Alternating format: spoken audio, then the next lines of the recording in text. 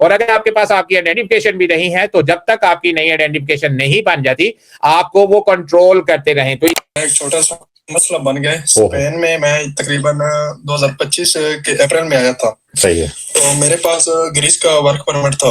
تو میں نے 11ویں منتھ یعنی 10ویں منتھ میں 2015 میں نے پدرومنٹو بھی کروا لی اور میرے پاس میڈیکل کارڈ وغیرہ بھی ہے. تو میرا ایکچولی وہ میں نے ابھی جو اتھارٹی لیٹر جو آج کل بھیج رہے ہیں اس کے لیے میں نے اپلائی کرنا تھا. تو وہ میں اپلائی کر کے واپس آ رہا تھا تو میرا پاسپورٹ سائیکل پر تھا تو پچھلی جیب میں تھا تو گر گیا. صحیح ہے.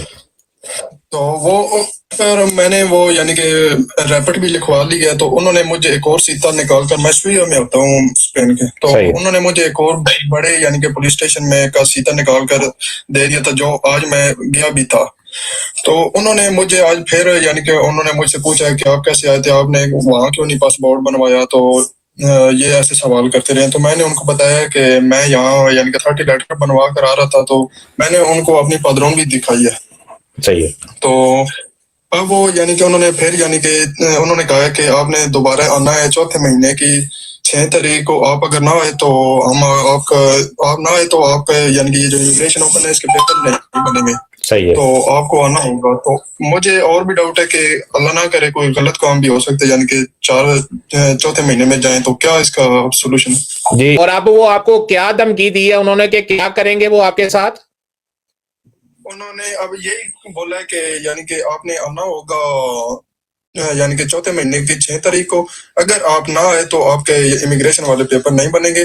تو اگر آپ آ گئے تو کچھ نہیں میں کہہ سکتا. اس نے اتنا کہہ کے تو یعنی کہ ہمیں واپس کر دیں. ٹھیک ہو گیا. اچھا دبیر بھائی, چلے یہ تو بات ہو گئی کہ چلو لوگوں کو اویئرنیس ہو گئی ہے, لیکن اب آپ کو میں یہ سمجھا دیتا ہوں کہ اب یہ سسٹم کیا ہے. سسٹم اب یہ ہے کہ اگر آپ کے پاس پیپر نہیں ہوتے اور آپ کے ڈاکومنٹ جو ہے وہ مس پلیس ہو جاتے ہیں تو آپ کو کبھی بھی اکیلے کسی بندے کی گارنٹی کے بغیر تھانے میں نہیں جانا چاہیے.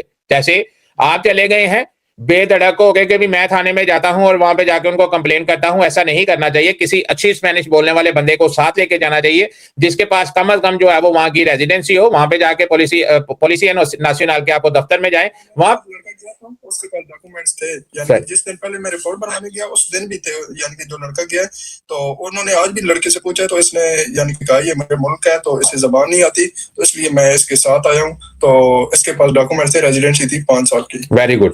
تو ایسے بندے کو ساتھ لے کے جائیں جس کے پاس جو ہے وہ ڈاکومنٹس ہیں, اور ڈاکومنٹس والا بندہ جو ہے وہ اویئر ہونا چاہیے کہ اس نے جو ہے وہ وہاں پہ جا کے جو ہے وہ ان کو کیسے مطمئن کرنا ہے. اس کے بعد